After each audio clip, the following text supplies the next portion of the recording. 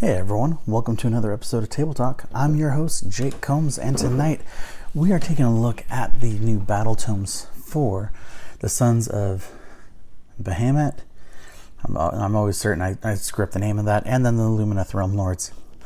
Additionally, we are going to be opening up King Brodd from Sons of Behamet as well.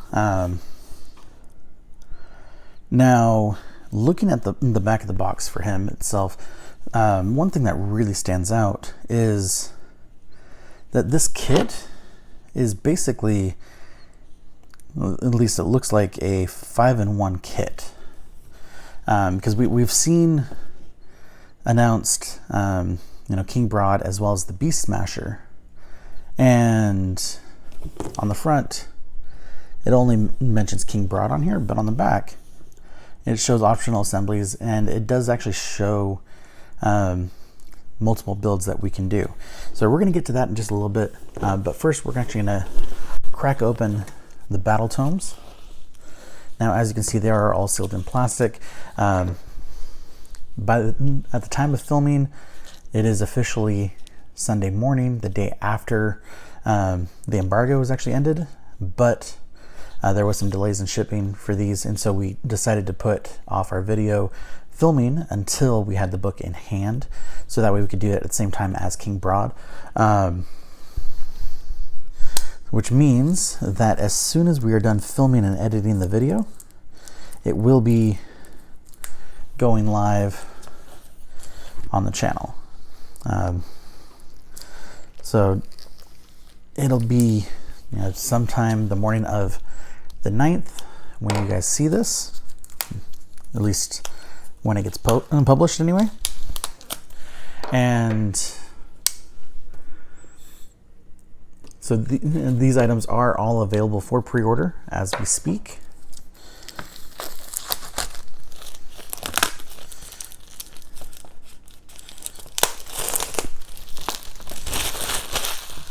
All right.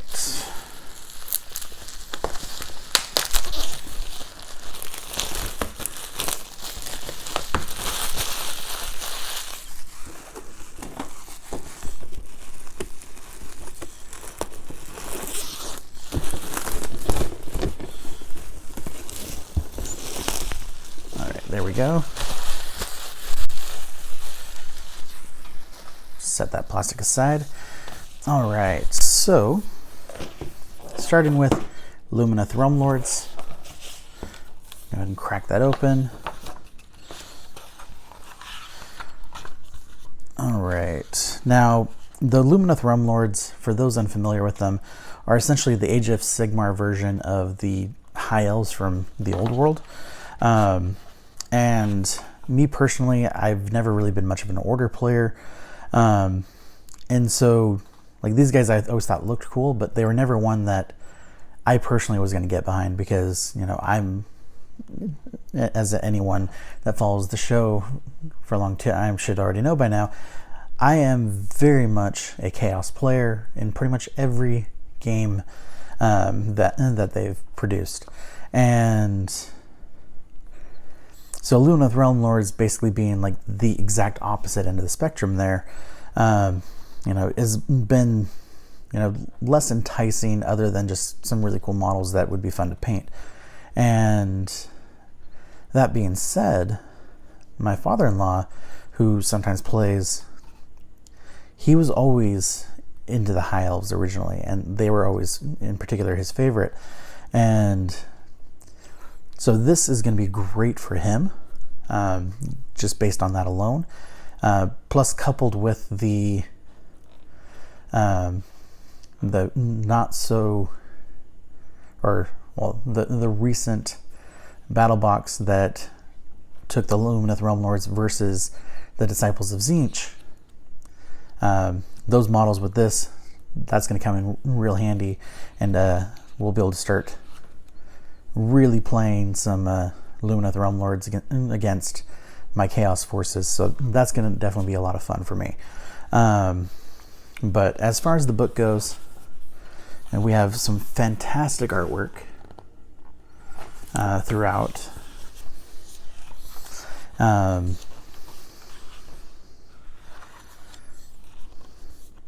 and goes into a lot of the overall lore. Like this one right here, which I really like the art for,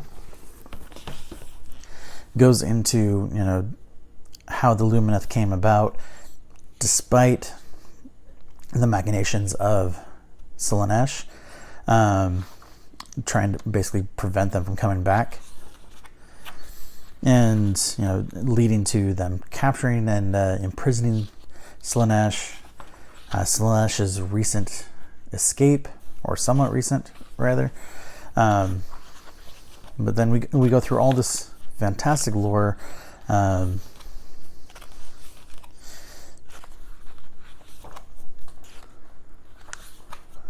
Let's see, I believe, okay, so the Symmetry of War section, so it goes into the different lands of the Lumineth, kind of like different sub-armies. And you can also see some, you know, distinct color patterns with each one of those as well, and then goes into a lot of the special characters.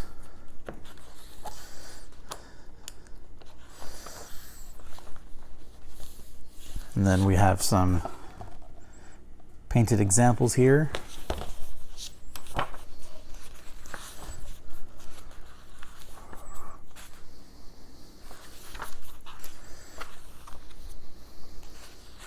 Now this one, Severeth, Lord of the Seventh Wind, is probably by far my favorite Lumineth model. I love dynamic poses like this. There's just a lot of character, and they're a lot of fun to paint, and so this is one that I've always wanted to paint specifically. Basically, I've just been looking for the right excuse to do so. You know, the excuse to pick him up just to paint. And I also really like the Venari Star Shard Ballista models. Some definite great looking artillery weapons. And then we go into showing some of the paint schemes for the different kind of houses or regions for the Lumineth, showing some of the difference in colors for the same types of models. And then we go into our painting guide.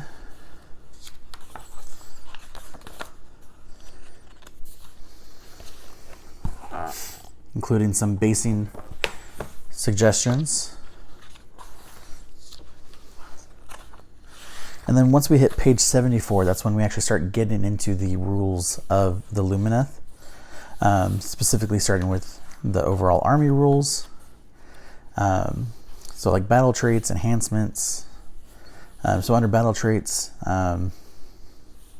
we have the Lumineth Great Nations, lightning reactions, ether quartz, reserve. And so I'll actually go over that one. Basically, each Lumineth Realmlord unit in your army starts the battle with one Aether Quartz reserve. Once per phase, you can say that one unit will use its Aether Quartz reserve to use one of the following Aether Quartz reserve abilities. However, if you do so, subtract one from the unit's bravery characteristic for the rest of the battle. So Heightened Reflexes, you can say that a unit will use this ability when it is picked to be the target of an attack. If you do so until the end of the phase, add 1 to their save rolls. Heightened Senses, you can say that they use this ability when it's picked to shoot or fight. If you do so, add 1 to hit rolls. Magical Boost, basically use this ability after it is attempted to cast a spell, but before any unbinding rolls are made for that spell. So basically, you know, doing that gives them a boost to the dice rolls for that turn, but takes away 1 from their bravery. What makes me curious, and I'm sure they'll kind of expand on this in the actual lore itself on it, but it sounds like the Aether Quartz is either boosting their bravery while they're not using it, or when they are using it, that maybe the sudden surge of magic from it might be startling, and and that might justify taking away 1 from the bravery. Here I'm just making complete guesses based on what little information they have on this page, but as far as both of those, I can see both of those being true, or potentially true as far as this goes. So we have some command traits. So Lords of Air for Wind Mage only. Grand Rider. The general is an unrivaled leader of Wind Charger formations. Replace the general's Wind Leap ability with, if a friendly Wind Charger's unit starts a move wholly within 24 inches of this general, when it makes that move, that unit has a move characteristic of 16 inches and can fly. Now, I'm going to skip ahead to see who has the Wind Chargers keyword. But my guess is that anyone that has Wind Chargers is already either flying themselves or on something that can fly.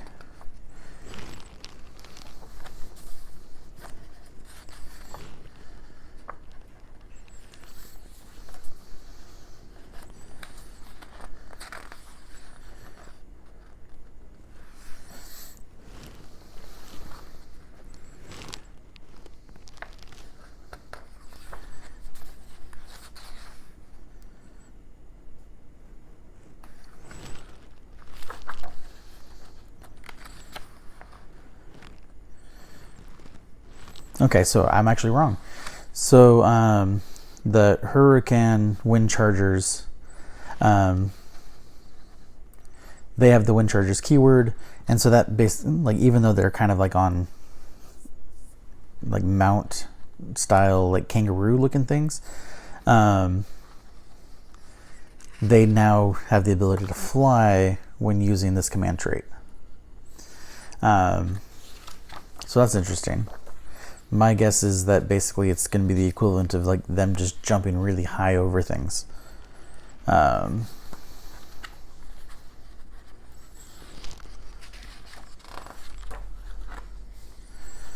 right.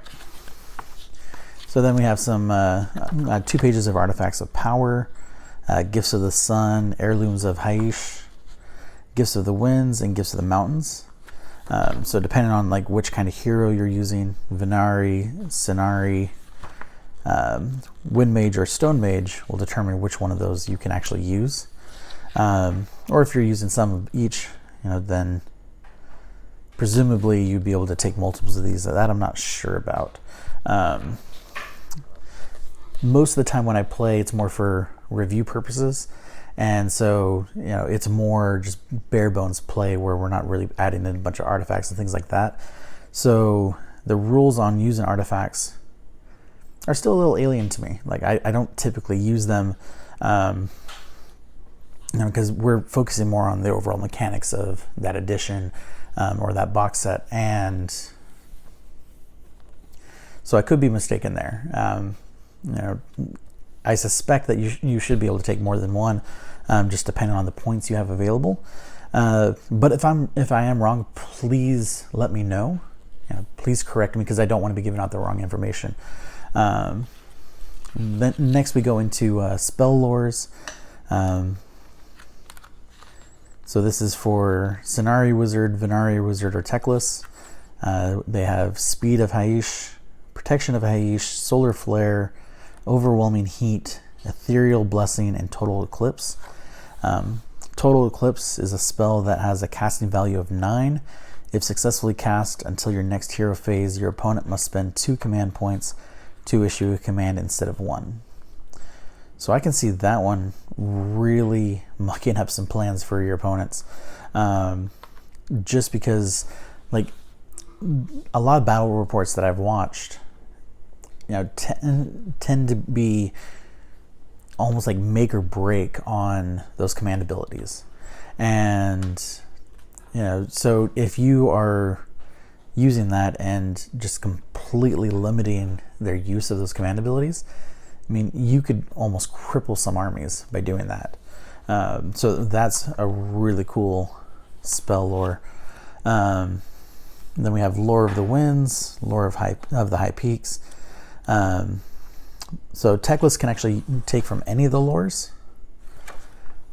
Lore of the Winds also has the Hurricane Wizard, and then Lore of the High Peaks, a Lareth Wizard. And then we go into the Great Nations for the different locations. And so each one has some of their own special rules, like Ymetrica. When they have friendly Ymetrica Alareth units that have Enduring as rock ability are targeted by an attack, change the rend characteristic for that attack to minus if the weapon used for that attack has a rend characteristic of -1 or -2 instead of only -1.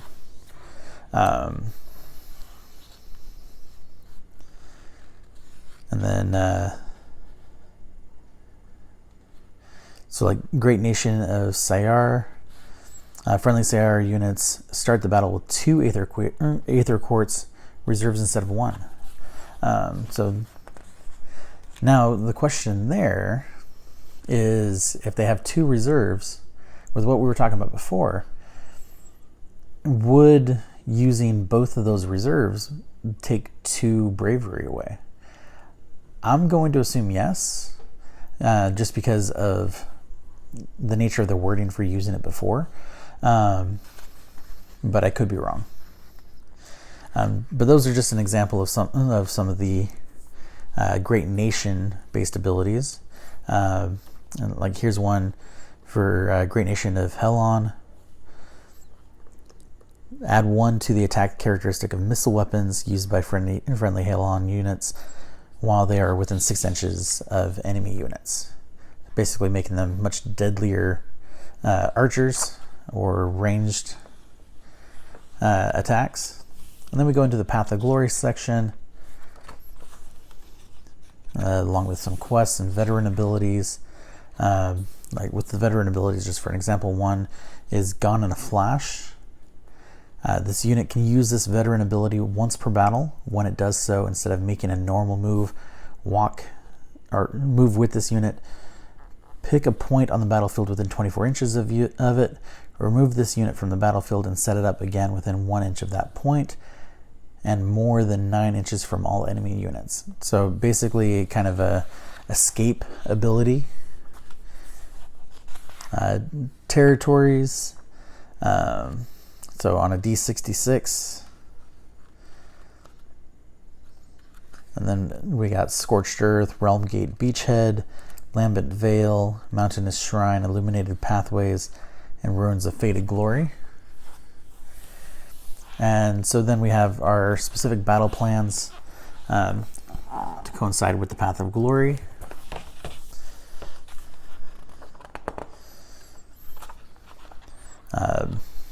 So starting with Vanguard of Light, Lumineth Battle Host. Or no, sorry, I'm being dumb. It's just talking about the Battle Host with, kind of looks like it's like a preset army from what I'm seeing. To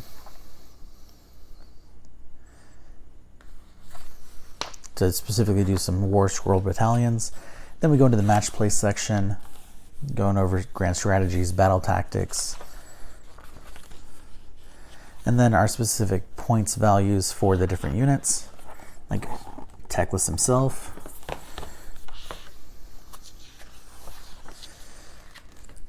I'm going to skip through here, see if there's any that stand out as new models besides the one that came with that recent starter box, which was the Cenari Enlightener. But I have a suspicion that that is the only new model currently in the book.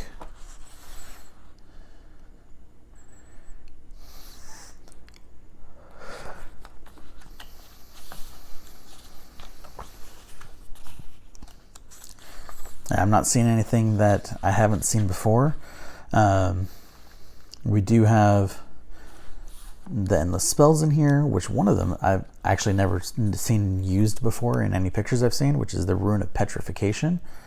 But I'm pretty sure that one's not new, because typically you get 3 endless spells in the box. The other 2 I've seen used in some of the promotional photos, but that one I've never seen in use. And the model of it is actually really cool looking.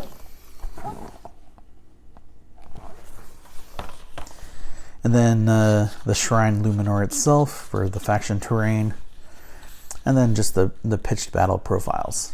So some cool stuff there. Now, the Sons of Behamet.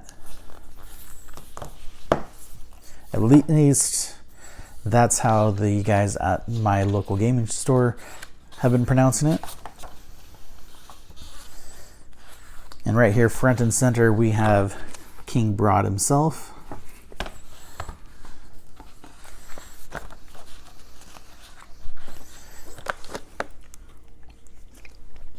Now, from what I've seen, looking at this army in action before, looking at like total dollar amounts, you have obviously much fewer models on the table.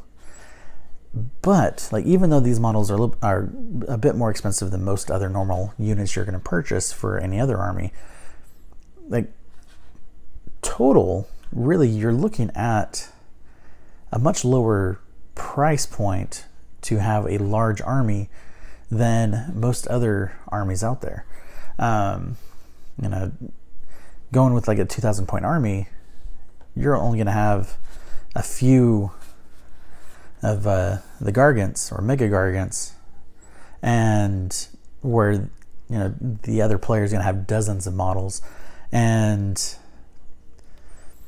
the last time I looked at the price of one of these, they're not outrageous. I mean, I would say that from my memory, about on par or a little bit less than like getting a Nagash model. And you know, basically taking up about nearly as many points too, but they're, you know, just the normal units. So, you know, if you have somebody that wants to get into the game and is looking for a way to do it cheaper, that this might be the way to go. So going through the lore,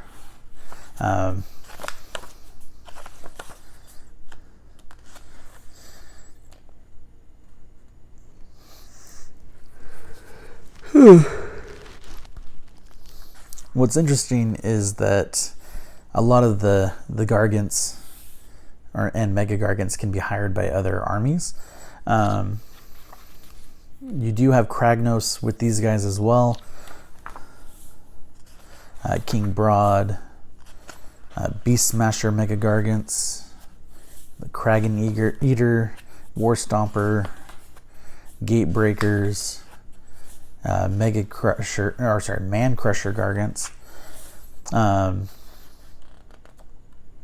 Now, the one thing I do miss seeing in the pictures of Gargants running wild is that we are missing the classic Johann model running away. Tend to not really see a lot of him in the images anymore, and I suspect that's because his model itself is a little bit outdated and, you know, doesn't reflect the overall quality of most of the models these days. That's just my guess. And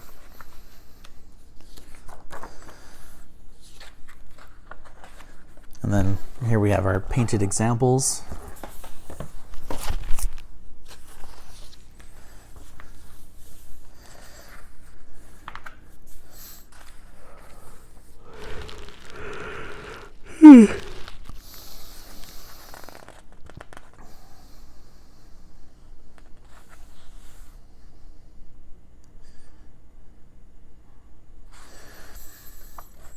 So there's actually a little note in here that specifically the relationship between Kragnos and the Gargants is tumultuous, to say the least, which is actually honestly surprising because I honestly thought that Kragnos was actually one of their specific gods, not just a god of destruction. But this is also the first time I've ever had my hands on a Sons of Behamet battle tome, so I've never really brushed myself up on their lore or anything like that. Then next we go into the painting guides.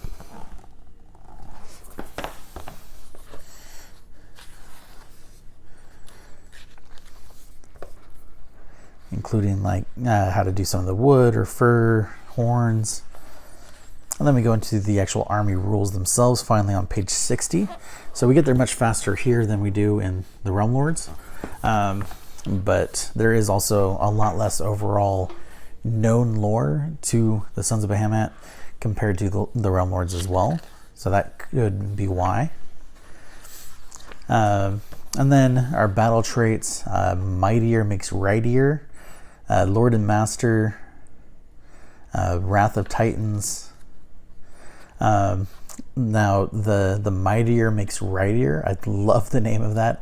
Like, obviously it's not proper English, but they definitely know how to have some fun with some of these. But specifically that one is each Mega Gargant has a Mightier makes Rightier value listed on its damage table on its war scroll for the purposes of contesting objectives. Each Mega Gargant model in a Sons of Behamet army counts as a number of models equal to its Mightier makes Rightier value, while each Man-Crusher Gargant model counts as 10 models. So the basic Gargants count as 10 models for that. So basically if they're at an objective and the other army has 3 models there, with that one counting at least 10, you basically win that objective on that alone. So definitely some cool stuff there. Wrath of Titans goes over some of the Mega Gargant monstrous rampages, Colossal Slam, Earth-Shaking Roar, and Beast Grapple. And then we go into the different we have command traits, artifacts of power, and then Taker tribe, or the different tribe allegiance abilities. So depending on which tribe you're going with. So the Taker tribe, the Breaker tribe, Smasher, Stomper. So we've got those 4 tribes themselves.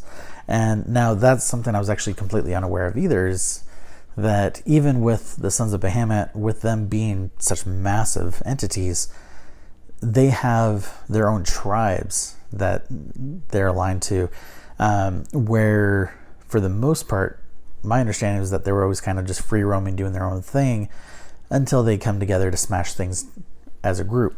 But didn't realize that there was actually any sort of tribe, no cohesion related to that whatsoever. So that's definitely interesting. Now, next we go into the Path of Glory for them as well.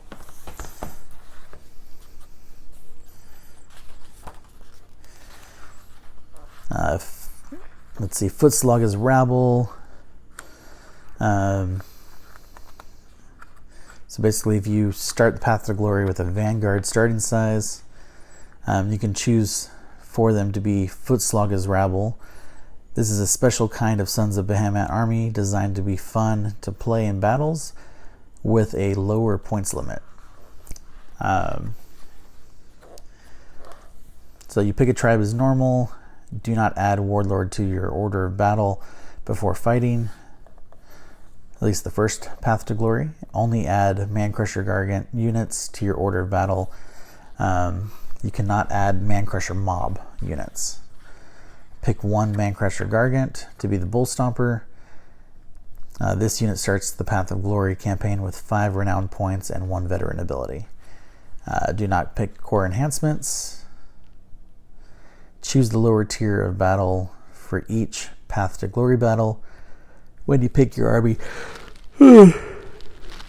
excuse me. the Man-Crusher Gargant picked to be the Bull Stomper is your general. After a Path to Glory battle, each Man-Crusher Gargant in a Footslogger's rabble gains D3 bonus renown. And then becoming a Stomp. If your army is a Footslogger's rabble, you do not have to spend any glory points to add the first Mega Gargant. Instead, this Mega Gargant becomes your Warlord. You must pick the Mega Gargant listed as the general of your tribe in the Lord and Master Battle trait to be your Warlord. Once you have added your Warlord, your army is no longer a Footslogger's rabble. Your Warlord starts with 15 renown and a command trait. After adding your Warlord to your order of battle, you can immediately choose any core enhancements for them as you normally would in step 4. So interesting. They definitely have a different dynamic than what I'm used to, but I do love the Sons of Behamet Mega Gargant models, especially.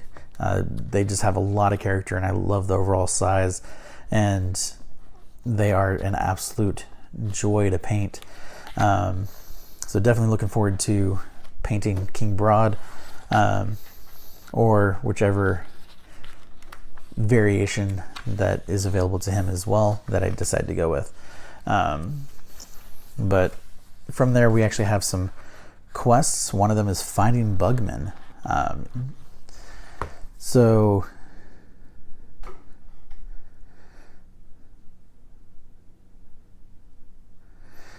this is actually going after Bugmen from Bugman's Brew.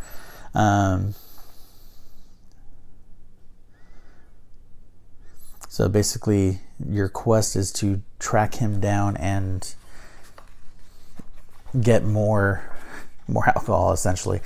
Basically it's the Warhammer equivalent of a beer run. I love it.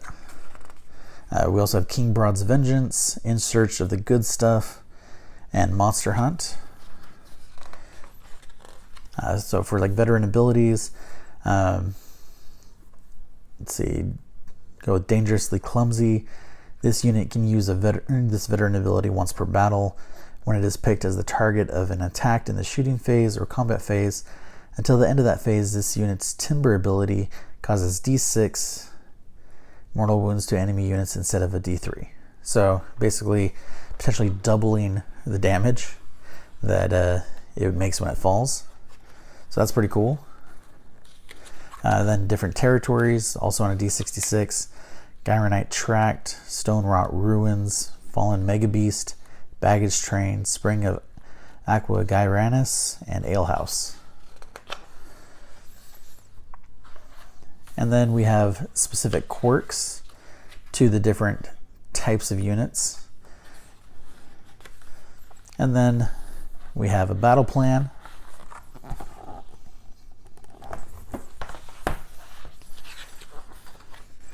Then we go into matched play. And then specifically mercenaries to use as well.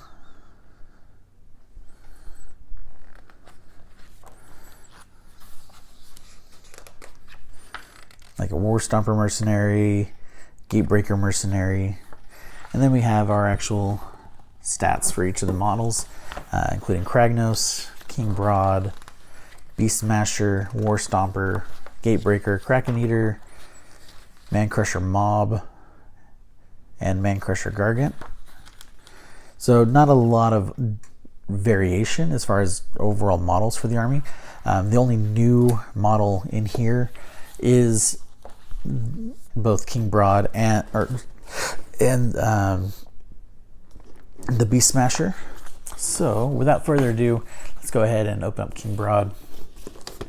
Now his kit gives you the ability to build him, the Beast Smasher, the Kraken Eater, the Gatebreaker, or the War Stomper. So basically all of the Mega Gargants in one kit. So we have our really thick assembly guide. So this shows you how to basically build all 5 variations, and does the nice multi-tone assembly instructions. Now, we personally have a Mega Gargant already, in addition to King Brodd, and we actually haven't built him yet.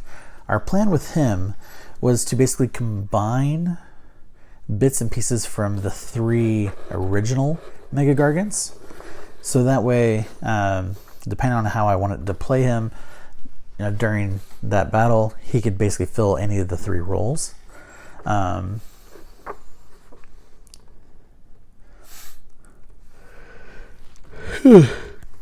Looking at this kit, definitely looks like it's going to be much more difficult to do that for King Brodd to get all 5, unless you're like magnetizing the pieces.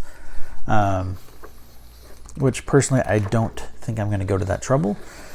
But like, the one thing I dislike about King Brodd himself is like his hammer is really cool looking, but what I don't like is the giant tusks that he has kind of going through his shoulder plates or his shoulder padding or whatever. I think they look a bit ridiculous, but at the same time, Sons of Behamet, I feel, are meant to look ridiculous just because they're huge size and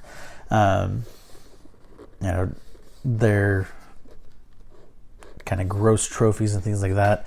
Kind of a bit on the macabre side, and so it makes sense why he'd be carrying stuff like that. Also, like, with having those horns kind of sticking out, it makes him look more imposing. But with that being said, I really don't like the way they look, and so depending on how those get brought in, we're gonna skip ahead. Okay, so it looks like those get brought in with his cloak itself. Now, let's skip ahead.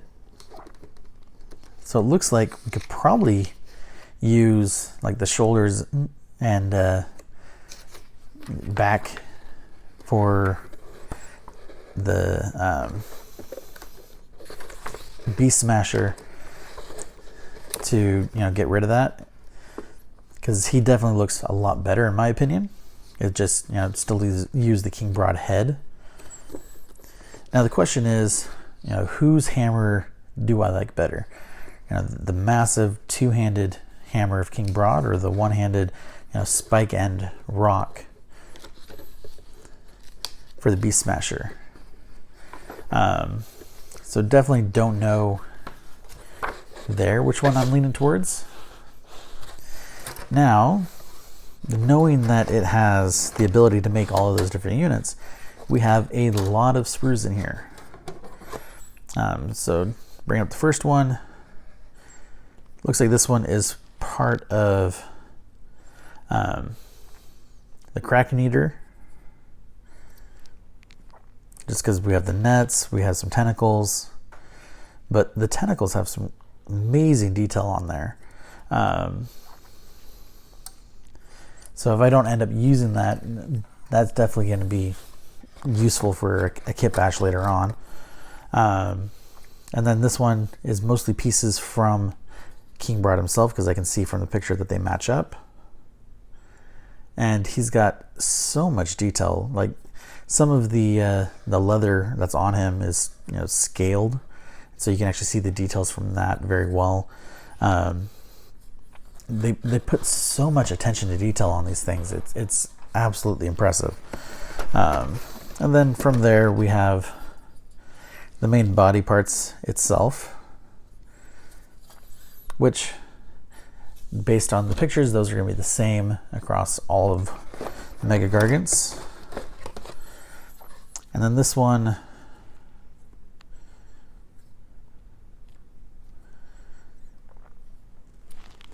let's see.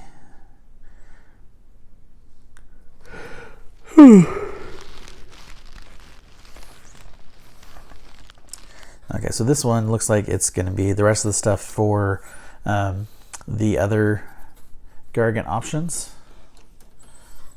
And then our last sprue here, this is the rest of King Brodd, as well as the Beast Smasher. And like the head of King Broad's club has so much detail. I mean, oh my god, like this is just nuts. Like we're definitely going to zoom in on this right now. All right, so here's the first sprue that I was talking about. Looks like mostly from the Kraken Eater, so I'm pretty sure that's not a new sprue. Here's the first one of the new pieces.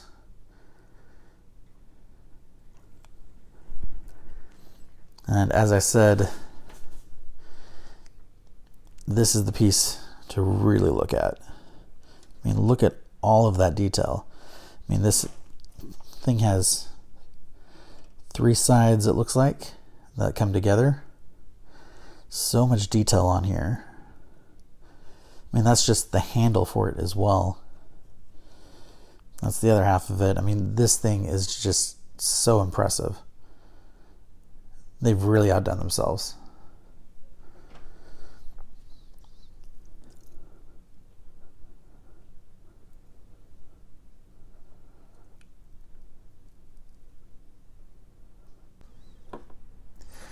All right, so now that we've taken a look at the sprues themselves, I'm sure you guys can agree how impressive the detail is.